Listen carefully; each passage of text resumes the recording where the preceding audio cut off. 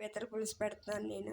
చేసిన ఈ గుడ్డి పీతలు, నానబెట్టుకున్న చింతపండు పులప, కరివేపాకు, కొత్తిమీర, వంకాయలు, టమాటాలు, పచ్చిమిరపకాయలు, మసాలాలు వేయడానికి ఎల్లుల్లిపాయ, అల్లం, జీలకర్ర, కట్ చేసి పెట్టుకున్న ఉల్లిపాయ ముక్కలు, సాల్ట్,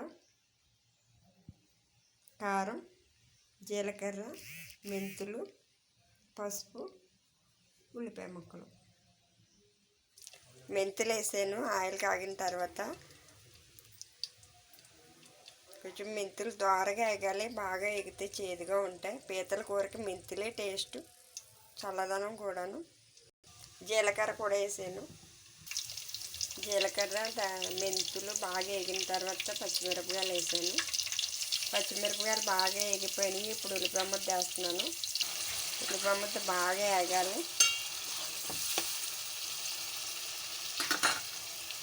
ఉల్లిపాయలు బాగా ఎగిపోయినాయి. ఇప్పుడు వంకాయ ముక్కలు వేస్తున్నాను. వంకాయలు వేసి బాగా కలిపాను. కొంచెం మగ్గాల వంకాయ ముక్కలు. వంకాయ ముక్కలు మగ్గిపోయినాయి. టమాటా ముక్కలు వేసాను. టమాటా ముక్కలు కూడా బాగా మగ్గిపోయినాయి. ఇప్పుడు పీత ముక్కలు వేసాను. ఇవి కూడా కొంచెం బాగా మగ్గాలి. మగ్గిన తర్వాత అప్పుడు చింతపండు పులుపు వేయాలి. పీత ముక్కలు బాగా మగ్గిపోయినాయి. ఇప్పుడు చింతపండు పులుపు వేస్తాను. కొంచెం పీతల కూరలో కారం ఎక్కువ పడుతుంది. ఎవరికి సరిపడి అంత వేసుకోవాలి. నేనైతే 2 గరిటెలు వేసాను.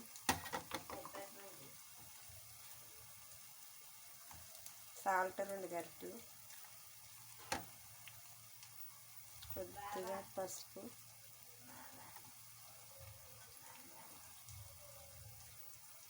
పీత ముక్కలు బాగా మగ్గిపోయినాయి. అందులో పసుపు, కారం, ఉప్పు, కారం, పసుపు వేసాక బాగా పీత ముక్కకి పట్టాలి. అది బాగా పట్టి మగ్గింది. ఇప్పుడు చింతపండు పులుపు వేస్తున్నాను. వడపెట్టి పెట్టుకున్న చింతపండు పులుపు.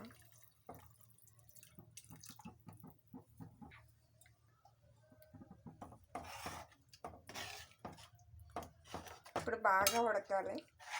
ఉడికిన తర్వాత కరివేపాకు, కొత్తిమీర వేసి కట్టేయడమే. చూడండి ముక్క ఎంత బాగా ఉడికిందో.